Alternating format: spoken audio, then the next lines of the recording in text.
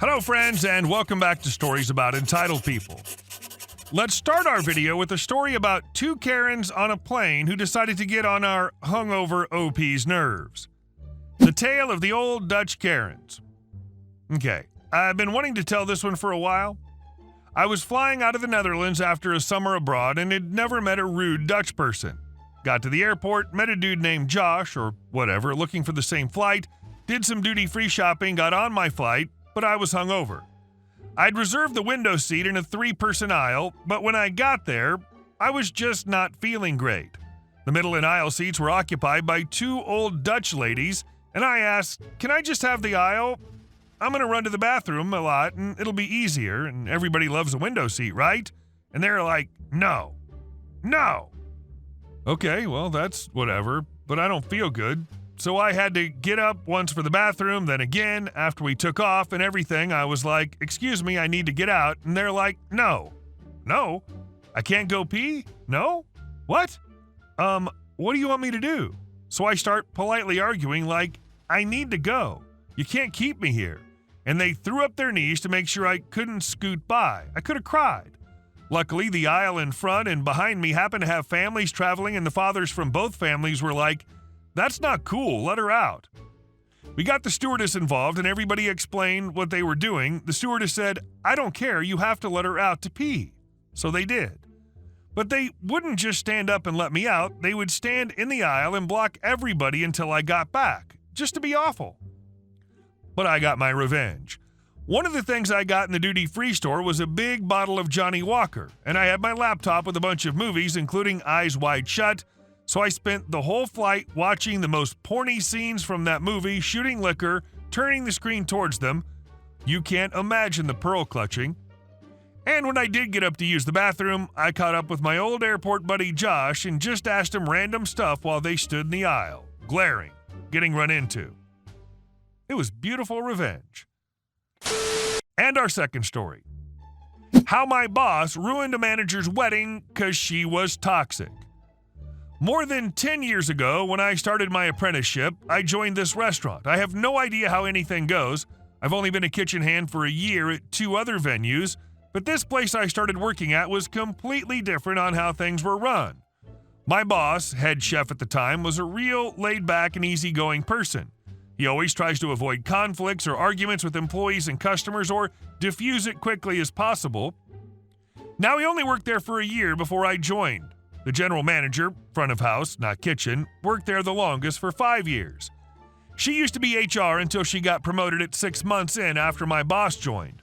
Apparently, she used to be cool, but soon after she got to be GM, she became a living nightmare to work with, while the owner just ignored her and only has kept her because she's been there the longest. And she knows how to run the restaurant, except the kitchen. So this gives the owner lots of time to go on vacation and deal with other venues he owns. Let's call my boss Chilled Boss and the GM Toxic B. There's 4 other people in this story. The sous chef, who's second in charge of the kitchen, we'll call him Junior. 3 front-of-the-house servers, let's just say Alpha, Beta, and Copper. Now, from the first day, Toxic B kept making me do jobs which isn't part of my workload, but I didn't know better, and when Junior found out, he told me to stop and took me to have a quick meeting with Chilled Boss to tell me that whenever Toxic B asked me to do anything, to make sure and say, "Can you just double-check with the head chef, because he has me doing other jobs which are more important, and it isn't really part of my job," just so she can get off my back. It lasted for 3 days before she went back at it. I'm the type to give people benefit of the doubt, but they told me stories just in the 6 months she got promoted. She's made 2 employees have a mental breakdown and quit/fired. The new HR used to be her best friend at work until she realized how crazy she really is and don't speak. She forced Alpha to work on his family member's funeral because she thinks that's not a good enough excuse to not work the weekend. Other managers hate her, but since she's in charge, we all keep our mouths shut. Apparently, they tried before to talk to the owner about her, and during that time, she had a freak out because she felt everyone was attacking her, so they dropped it, gave her 2 weeks off, paid, so she doesn't sue. Owner was going through a divorce or something, so he didn't want this on his plate. After 3 painful months of working there, me, Junior, Beta, and Copper all got pretty close, and we hang out after work to have a few drinks, We get 2 free house alcoholic drinks after work. Now, for some reason, Toxic B was getting mad at us and told us that anyone from the kitchen had to pay. Junior and Copper kept asking why and said that because the kitchen and bartenders, Copper's section, are on different payrolls than the servers. Junior said if this is the case, then we don't need to do jobs for you every now and then. She flipped out, saying she's the GM and her word is law. Yeah, she did say that. Now, Junior said she's not GM of the kitchen and that Chilled Boss is in charge, has mails the choices from staff hiring, food ordering, menus, and such because the owner trusts Chilled Boss. She refuses to listen and fires Junior, saying he's stealing and other baseless grounds. He smiles and walks off. Copper texts Chilled Boss straight away about it, and I just walked out of the venue, hoping he really isn't fired because I would have set up by myself in the morning. Next day, I got to work in the morning, and Chilled Boss is in, which I was glad, but also remembered it was his day off. He's on the phone with the owner. Copper and HR standing next to him. He was on the phone trying to convince the owner to make GM undo her decision and convince Junior to come back. Owner said he'll talk to her, but he highly doubts it. After the phone call, HR says, I can't believe someone has the balls to ask her to marry her. We all laugh except Chilled Boss. He thought of something. He told us to keep our heads down, be nice to Toxic B from now on, and don't set her off for a long while. We looked confused and went on with our day. In the afternoon, he made a cupcake, which was kind of confusing because I thought he was making a whole batch with the amount of ingredients he used, but he made one. He walked over to Toxic B and said, this here is a truce. Let's hope we can be friends. She replies with, whatever, sure, snatches it and eats it. Then she finishes her shift and went home. Copper comes over and asks why Chilled Boss is being so nice. Chilled Boss tells us that HR told him her wedding is in 8 months. She already got her dress fitted. Mind you, Toxic B body type was fit, but she had thick thighs and butt. And he plans to give her food every day with extra fat, sugar, salt, oil, whatever that makes you gain weight, you name it. 3 to 4 times a week, he would make special batches of food for her, and she never noticed. This went on for 4 months until she started stressing out at work.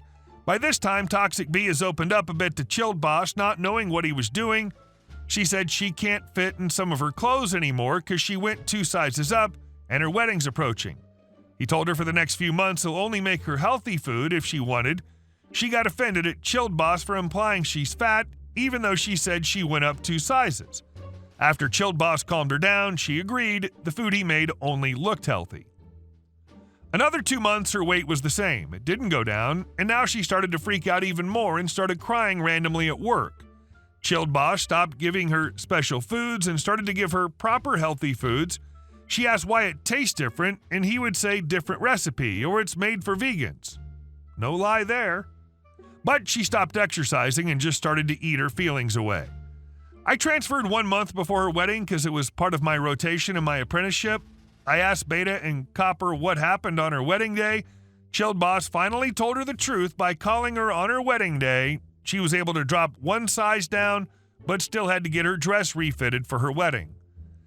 We don't know if she flipped out at her wedding or not because no one went from that venue went.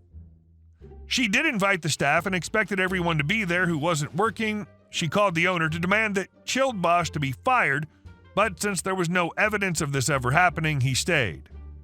Toxic B had a meltdown on the phone with the owner day of her wedding. Apparently, this was the cherry on top because the soon-to-be husband didn't want to go through with it because it's been hell for him. Apparently, was only in it for the visa, so wedding was called off and she quit by text message the next day. Oh, Junior had his job back a few days after he was fired. They just were never rostered on the same day. Working in the food industry for more than 10 years, I've seen and heard so many revenge stories, but this has to be my favorite. And our last story. Neighbor yells at mom with cancer, I get his car towed. Just so this story makes more sense, I live in a smallish gated community, and me and my neighbor's house are in the corner of the community, and our garages face each other so we can't pull out at the same time, etc., because it's a tight space. Our direct neighbors consist of a couple and their kids. The wife's nice enough, the kids are okay, but the husband, recently found out he's now ex-husband, is a total a-hole. We'll call him Sam for the purpose of this story. We in the community HOA have had multiple previous issues with Sam. First was the night he was in the house screaming obscenities at the top of his lungs to his wife in the garage. The cops were called, but nothing happened. The second was him illegally dumping a mattress outside our gate, which he was recorded doing on various Ring doorbell camera and reprimanded. And then there was the incident with my mom. My mom, who had cancer at the time, was headed to an appointment, and she opened the garage to leave, and Sam's big old truck was parked outside of his open garage, therefore blocking my mom from leaving. He was nowhere to be found. My mom sat patiently waiting for 15 minutes before honking her horn. Not even 30 seconds later, he emerges from his house and stands behind my mom's car, angrily screaming that my mom's a bee, and he knows we reported him for the mattress, which we didn't, and yelling F you, etc. at the top of his lungs, waving his arms in the air like an idiot. Finally, he gets in his truck and whips it around so my mom can leave, now late for her appointment. That's when we knew Sam was a complete jerk.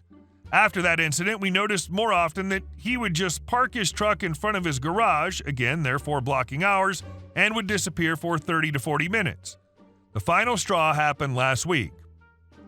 I'm at work and get a Ring doorbell notification that my mom's entering through the front door, which was weird because that means she didn't park in the garage. She parked in one of the parking spots in the neighborhood. Yes, there is other public spots in the neighborhood that Sam could have been parking in. And in the background of the camera, I can see Sam's dumb truck once again blocking our garage. 30 minutes go by and it's still there, and I'm fed up. I screenshot the video feed and send it to a member of the HOA and send a message outlining how this has been happening for months, blah, blah, blah. He screamed at my mom, and what'd they do? Called a tow truck. F you, Sam. Hey guys, thank you all for watching the video. I'll see you in the next one.